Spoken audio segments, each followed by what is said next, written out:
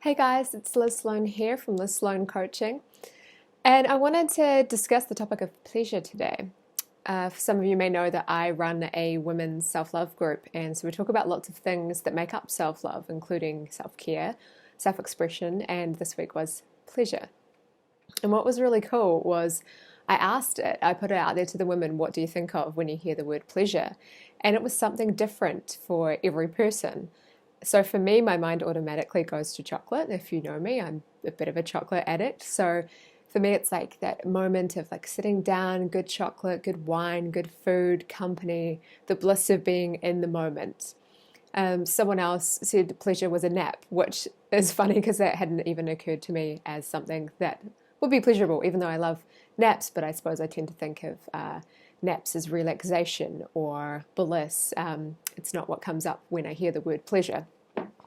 Someone else said walking on the beach or being out in nature. But the point is really, do you know what brings you pleasure? And it's a really important thing to know because, a lot of us are very busy, we're very stressed at the moment, and the more and more people I see, we don't seem to be overly happy, and we make time for everything else in our life except pleasure. So to get the feeling of more pleasure, that feeling of bliss, that feeling of being in the moment, there's a couple of things you need to do. First of all, you need to know what actually brings you pleasure. So you may have no problems with this, you may know it, but you just feel like you don't have enough time for it. But for some people, maybe you've been working so hard for so long or doing other things that you've actually kind of lost touch with what it is that truly brings you pleasure. So it might be a case of going back to the drawing board and asking yourself some questions. When do you feel your happiest? When do you feel the most alive? When does your soul feel nourished? Which, we joked about a group, you might often think, I haven't felt happy in a while, but how many of us sit down and ask the question, when does my soul truly feel nourished?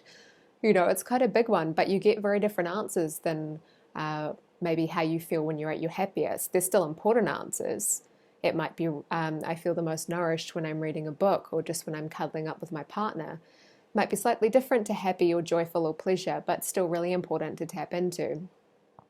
So really connecting with those answers, and then obviously the second step is, are you actually doing it? Is it in your calendar? Is it part of your life? Are you feeling pleasure every day? And if not, what's stopping you from doing that? How can you change things so that you can start living your pleasure and living your joy?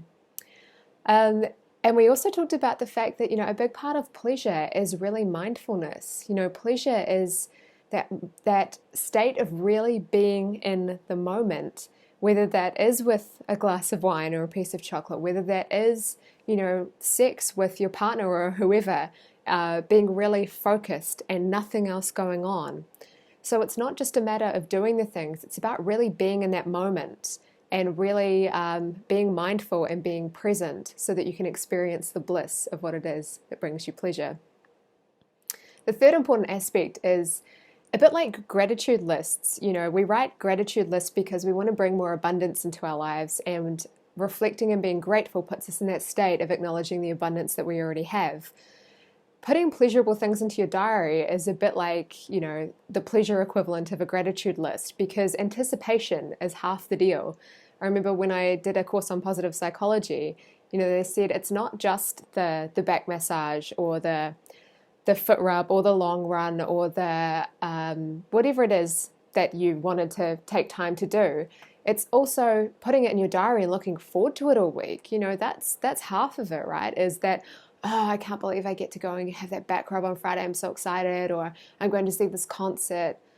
So really give yourself the gift of taking some time to do what you love and booking it in and connecting in with what it is that you desire.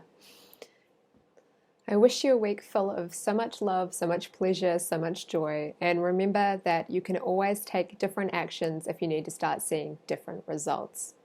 Have a great week. I'll catch you next time. Bye.